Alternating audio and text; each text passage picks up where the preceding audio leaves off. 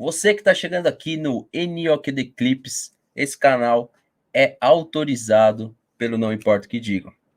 Só que eu queria lembrar que o cara que faz as edições dos cortes é meio maluco.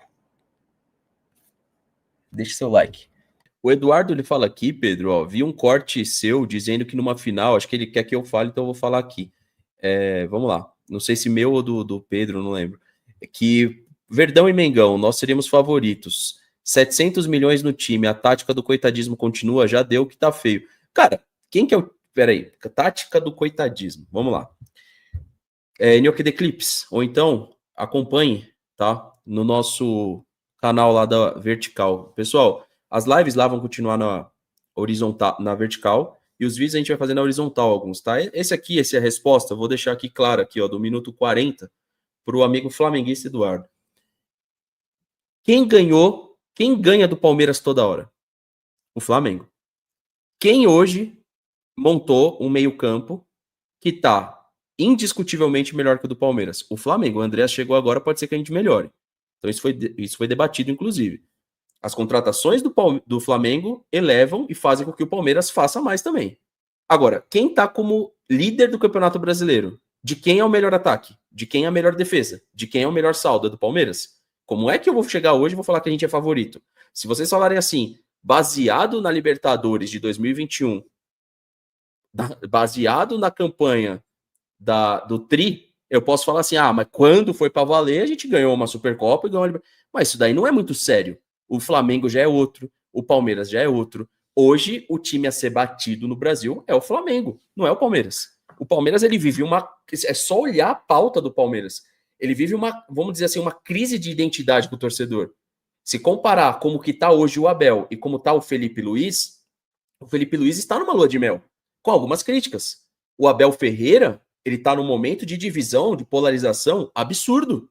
Talvez para ele seja positivo. Ele é o próximo assunto aí, ó. Talvez para ele seja positivo, Eduardo, esse momento. Mas, desculpa, hoje, se a final da Libertadores fosse hoje, Pedro, TH, o Palmeiras era favorito, porque ele fala assim, tática do coitadismo. Não, nós não gerenciamos os 700 milhões que o Palmeiras investiu. E o Palmeiras está aqui, com a desculpinha debaixo do braço de reformulação, que isso leva tempo. Me parece que o Flamengo reagiu mais rápido às contratações que foram feitas. O Palmeiras parece que vai levar um tempo maior, até porque foi o que a gente falou. A falta de identidade da nossa equipe, de chegar o Andrés, TH, e a gente não saber se ele vai jogar contra o Inter, ele vai jogar contra o River, meu irmão. Aí ele ia jogar. Vocês iam contratar um jogador meia, ele vai jogar. Quando vocês contrataram o Vidal bem ou mal, jogou. Quando vocês contrataram o Davi Luiz, bem ou mal, o Davi jogou. Quando vocês contrataram agora o Jorginho já estava pronto viajando aí com o Flamengo e se colocando à disposição. Não lembro se era confronto de Copa do Brasil, de Libertadores, o que era. Aqui no Palmeiras as coisas demoram um pouco mais, né? Você vê o Vitor Roque, o processo que foi, o Flaco Lopes, o processo que foi até chegar na seleção argentina. Então, hoje, eu não retiro nada do que eu falei no corte. Os 700 milhões no Palmeiras, eles demoram a dar resultado. No Flamengo, se contrata para colocar em campo rápido, TH. É assim que eu vejo. Não é que não dá para o Palmeiras ganhar. Dá. Eu falei até hoje isso em live. Numa eventual final, dá para o Palmeiras ganhar? Dá. Dá para ganhar do Flamengo. A questão é colocar como favorito no momento que vive o Palmeiras, de falta de identidade de jogo. Aí eu acho que é muito clubismo, TH. Colocar o Palmeiras como favorito contra o Flamengo. E pelo que ele diz, ele se apega somente ao investimento, né? Que foram os 700 milhões de reais. E isso não ganha futebol. Né? Se fosse por isso, o Palmeiras teria eliminado o Corinthians tranquilamente. O Corinthians não pode nem contratar no momento. E foi lá ganhando o Palmeiras, né? Na Copa do Brasil e também no Paulista. Somente se apegar ao que foi investido não faz sentido nenhum para dizer que um é favorito ou não. O Palmeiras é favorito contra os, como foi, né? Sempre com o Abel Ferreira, Z4, time meio de tabela. Dali para baixo, o Palmeiras é favorito contra todo mundo. Pegou o Cruzeiro, que não investiu tanto como o Palmeiras, perdeu lá.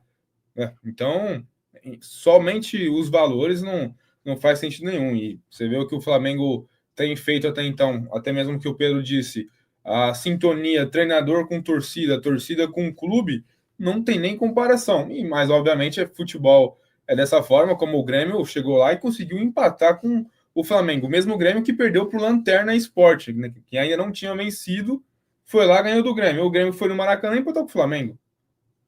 É futebol, não tem Pois isso, é. não. E tem uma lista de times que vai jogar com o Flamengo, não sente a mesma coisa que o Palmeiras sente. Tem uma lista. A gente tem lista de times que vai jogar contra o Flamengo, chega no Maracanã e joga normal. O Palmeiras não tem conseguido disputar. E isso passa, sim, pela figura do seu treinador, que precisa fazer com que as contratações que foram feitas deem protagonismo ao Palmeiras, real protagonismo.